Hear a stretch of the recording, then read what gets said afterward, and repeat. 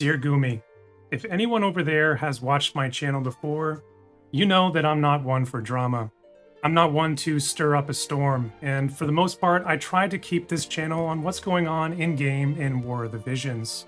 And I try to keep things positive and fair here on the channel. When you announced the worldwide version, it was a surprising moment for all of us. I don't think many of us in the community really expected it. But honestly, I did have a bit of optimism about it, and I talked about that with Ready Player Will on our podcast at length. What were the various pros and cons of the situation? You might be able to see from reviewing my account that I'm a huge whale in your game. In fact, I'm only a few purchases away from Royal Rank 14. Every day that War of the Visions has existed, I've happily paid money for your game. Sometimes just $1, most other days quite a bit more. Because honestly, I've enjoyed my experiences with the game. I've enjoyed collecting the characters, building and theory crafting different teams. I've enjoyed the game so much that I created a channel here to talk about it and share my experiences with the community.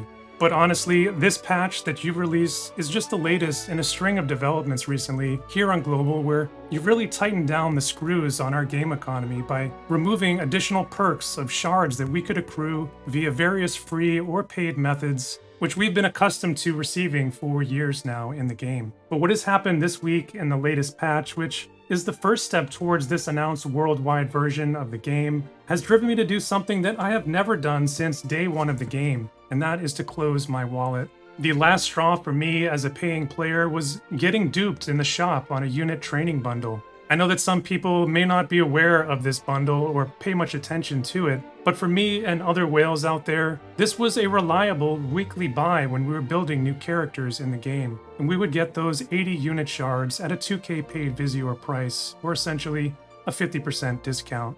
So this week when I went in there excited to get some shards for the newly released Bartz and Lena, I blindly bought those packs as I normally do, only to find out later that those packs were reduced to just 40 shards for the same 2k paid Visior price. Now, although that 4k paid Visior was a minuscule drop in the bucket compared to what I've spent in the game over time, it was a breaking point for me as a paying player and customer.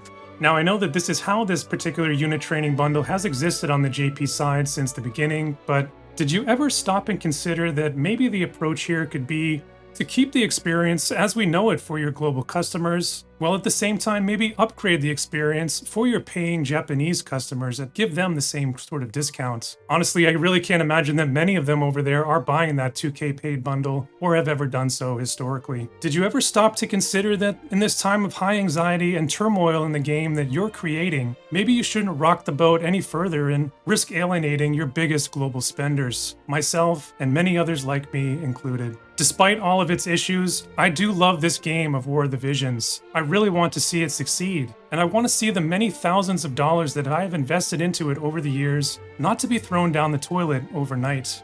But that is exactly the path that you are taking it on right now. Maybe when you make a live stream and make a big production about how you want to ease the minds of global players, how you want to ease the burden of this unit crunch and accelerated schedule that you're implementing, maybe you should do just that instead of taking away and pulling out the rug from under your global players. Until then, my wallet is closed and I'll be waiting. Sincerely, an angry customer.